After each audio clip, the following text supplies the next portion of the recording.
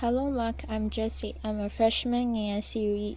My student number is S04411053. The title of the speech is The Global Food Waste Scandal by Tristram Stuart. The job of uncovering the global food waste scandal started for me when I was 15 years old. I bought some pigs. I was living in Texas, and I started to feed them in the most traditional and environmentally friendly way. I went to my school kitchen and I said, "Give me the scraps that my school friends have turned their noses up at." I went to the local baker and took their stale bread.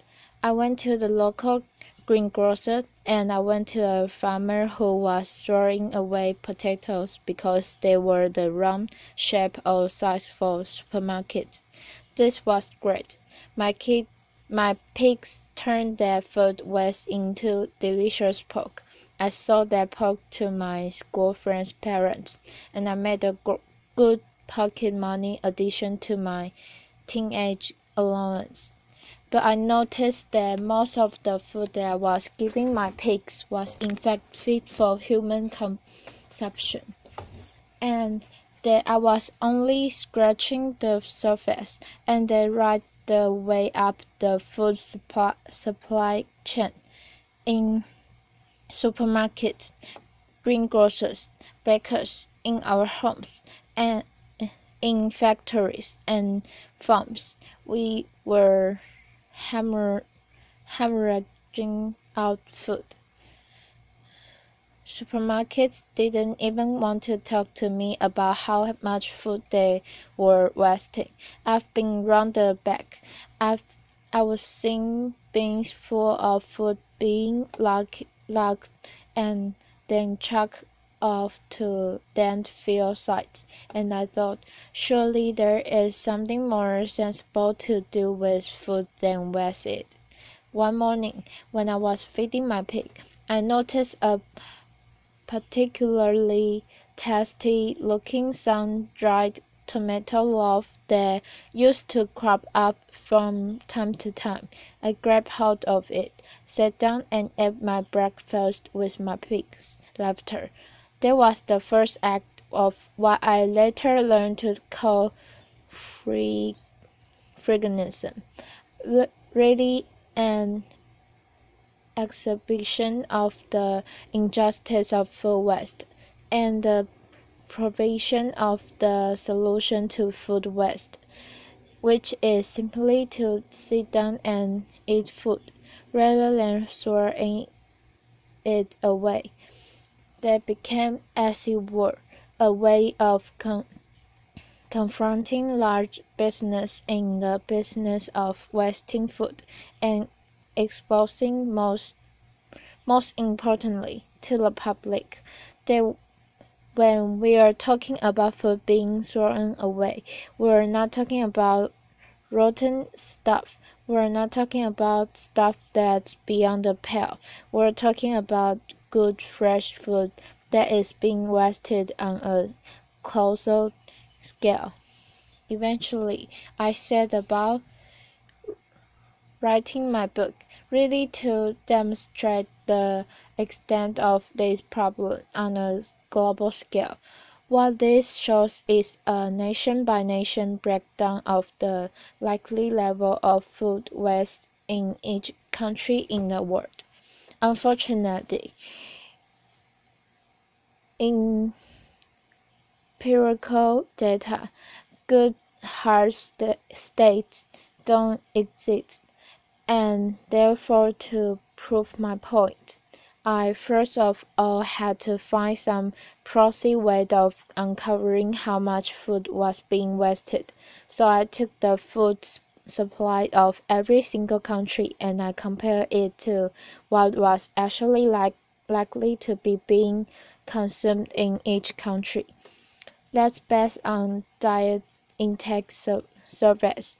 It's based on levels of obesity, It's based on a range of factors that gives you an approximate guess as to how much food is actually going into people's mouths. The The black line in the middle of the table is the likely level of consumption with an allowance for certain levels of inevitable waste. There will always be waste. I'm not that unrealistic that I think we can live in a waste-free world, but that black line shows what a food supply should be in a country if they allow for a good, stable, secure, nutritional diet for every person in their country. Any dot above that line, and you will quickly notice that includes most countries in the world, represents unnecessary surplus, and is likely to reflect levels of waste in each country. As a country gets richer, it invests more and more in getting more and more surplus into its shops and restaurants. And as you can see, most European and North American countries fall between 115 and 200% of the nutritional requirements of their populations. So a country like America has twice as much food on its shop shelves and in its restaurants than is actually required to feed the American people. But the thing that really struck me when I plotted all this data, and it was a lot of numbers, was that you can see how it levels off. Countries rapidly shoot toward the 150 mark, and then they level off, and they don't really go on rising as you might expect. So I decided to unpack that data a little bit further to see if that was true or false. And that's what I came up with. If you include not just the food that ends up in shops and restaurants, but also the food that people feed to livestock, the meat, the soil, the wheat that humans could eat but choose to fatten livestock instead to produce increasing amounts of meat and dairy products. What you find is the most rich countries have between 3 and 4 times the amount of food that their population needs to feed itself. A country like America has 4 times the amount of food that it needs. When people talk about the need to increase global food production to feed those 9 billion people that are expected on the planet by 2015, I always think of these graphs. The fact is, we have an enormous buffer in rich countries between ourselves and hunger. We've never had such gargantuan surpluses before. In many ways, this is a great success story of human civilization, of the agricultural surpluses that we set out to achieve 12,000 years ago. It is a success story. It has been a success story, but what we have to recognize now is that we are reaching the ecological limits that our planet can bear, and when we chop down forests as we are every day to grow more and more food, when we extract water from depleting water reserves, when we emit fossil fuel emissions in the quest to grow more and more food, and then we throw away so much of it. We have to think about what we can start saving. And yesterday, I went to one of the local supermarkets that I often visit to inspect, if you like, what they're throwing away. I found quite a few packets of biscuits amongst all the fruit and vegetables and everything else that was in there. And I thought, well, these could serve as a symbol for today. So I want you to imagine that these 9 packets that I found in the bin represent the global food supply. Okay, we start out with 9. That's what's in fields around the world every single year. The first big biscuit we're going to lose before we even leave the farm. That's a problem primarily associated with developing world agriculture. Whether it's a lack of infrastructure, refrigeration, pasteurization, grain stores, even basic food crates, which means that food goes to waste before it even leaves the field.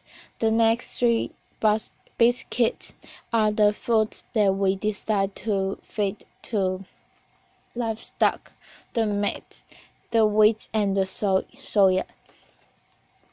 Unfortunately, our beets are inefficient animals, and they turn 2/3 of them into feces and heat. So we've lost 2, and we've only kept this 1 in meat and dairy products. 2 more we are going to throw away directly into bins. This is what most of us think of when we think of food waste. What ends up in the garbage, what ends up in supermarket bins, what ends up in restaurant bins. We've lost another 2, and we've left ourselves with just 4 biscuits to feed on. That is not a superlatively efficient use of global resources, especially when you think of the billion hungry people that exist already in the world. Having gone through the data, I then needed to demonstrate where that food ends up. Where does it end up? We are used to seeing the stuff on our plates, but what about all the stuff that goes missing in between? Supermarkets are an easy place to start. This is the result of my hobby, which is official bin inspections. Laughter. Strange you might think, but if we could rely on corporations to tell us what they were doing in the back of their stores, we wouldn't need to go sneaking around the back, opening up bins and having a look at what's inside. But this is what you can see more or less on every street corner in Britain, in Europe, in North America. It represents a colossal waste of food, but what I discovered whilst I was writing my book was that this every evident abundance of waste was actually the tip of the iceberg. When you start going up the supply chain, you find where the real food waste is happening on a gargantuan scale. Can I have a show of hands if you have a loaf of sliced bread in your house? Who lives in a household where they crust They slice at the first and last end of each loaf. Who lives in a household where it does get eaten? Okay, most people, not everyone, but most people, at least I'm glad to say, what I see across the world. And yet, has anyone seen a supermarket or sandwich shop anywhere in the world that serves sandwiches with crust on it? Laughter. I certainly haven't. So I kept on thinking, where do those crusts go? Laughter. This is the answer. Unfortunately, 13,000 slices of fresh bread coming out of this one single factory every single day. Day fresh bread. In the same year that I visited this factory, I went to Pakistan, where people in 2008 were going hungry as a result of a squeeze on global food supplies. We contribute to that squeeze by depositing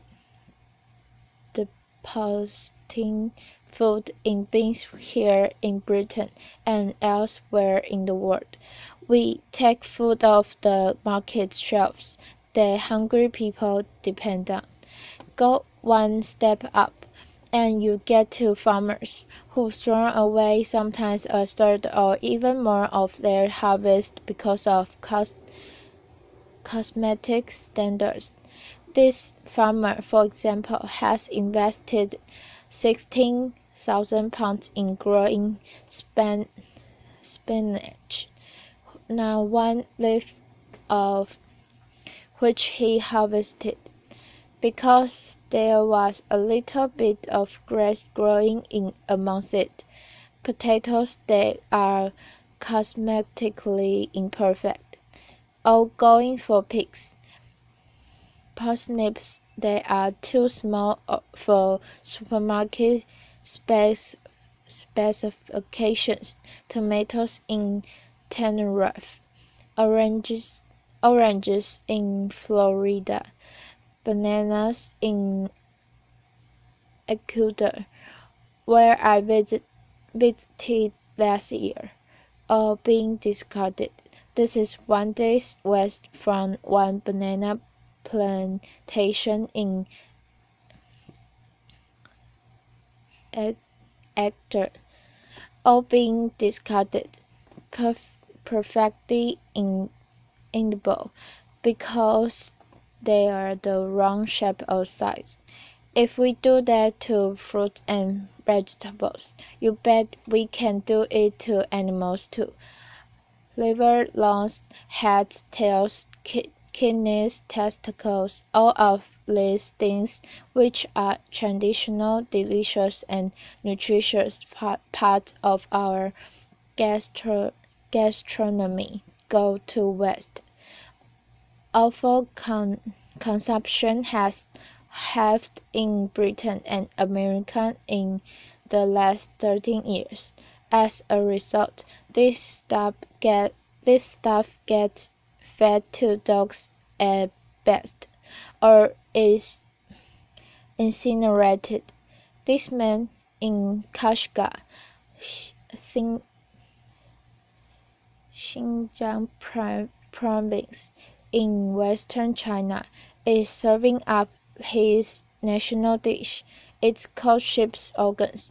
It's delicious. It's nutritious.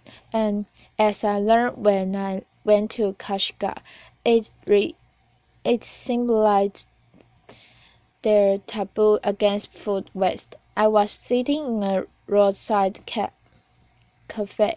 A chef came to talk to me. I finished my bowl, and halfway through the conversation, he stopped talking and he started from into my bowl.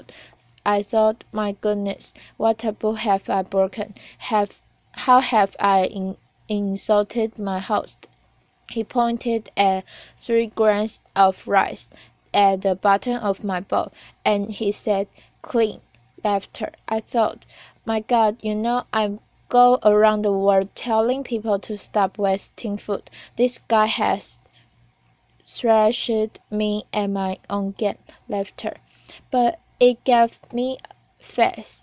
It gave me faith that we, the people, do have the power to stop this tragic waste of resources if we regard it as social unacceptable to waste food on a colossal scale. If we make noise about it, tell corporations about it, tell government we want to see an end to food waste, we do have the power to bring about that change. Fish. 14 to 16% of European fish are discarded at sea. They don't even get landed in our homes. We've lost touch with food. This is an experiment I did on three lettuce. Who keeps lettuce in their fridge? Most people. The one on the left was kept in a fridge for 10 days. The one in the middle, on my kitchen table. Not much difference. The one on the right I treated like cut flowers. It's a living organism. Cut the slice off, stuck it in a vase of water. It was alright for another 2 weeks after this.